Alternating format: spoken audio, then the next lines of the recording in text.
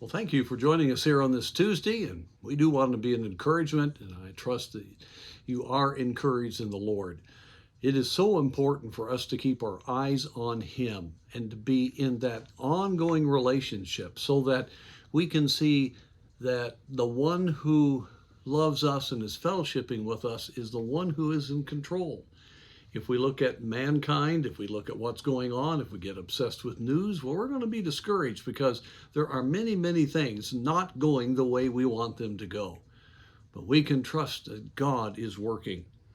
And we read in chapter 4 of 1 Peter, a book that was given to prepare the people there for suffering. We realize that that could be, well, it always is, Christians' fate one way or the other. But here we read, "For as much then as Christ has suffered for us in the flesh, arm yourselves," now get this, "likewise with the same mind.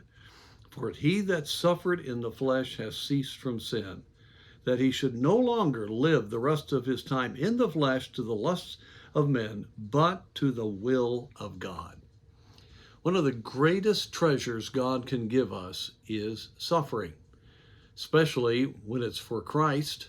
But if we're just living a life that is endeavoring to please Him and we're trusting Him with our life, whatever God allows, God will use the trial of faith to do a very deep and abiding work in our lives. And it will cause, as this verse says, us to have victory over the flesh, over sin. We will be awakened to our need of the Lord. We will be very aware of the weakness of ourselves and that we need the Lord to work. And we also will understand that our purpose in life is not just self-fulfillment, but it is accomplishing the will of God. We just had a men's retreat a few days ago, and Brother Ron Visser was speaking, and he talked about that more precious than gold is the trying of your faith. If someone gave you $1 million in gold, you'd feel very rich. But he said, more valuable than that are the trials of faith that God allows you to have, so that you will be strengthened in your faith. You will have to make the decision to put God first.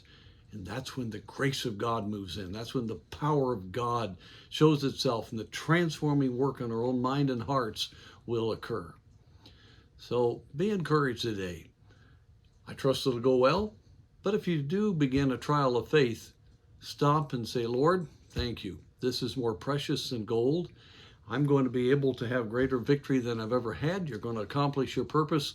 And Lord, give me a sense of genuine rest and even divine expectation as I face that trial." And God will do it. And you'll realize every day can be a blessing and an encouragement.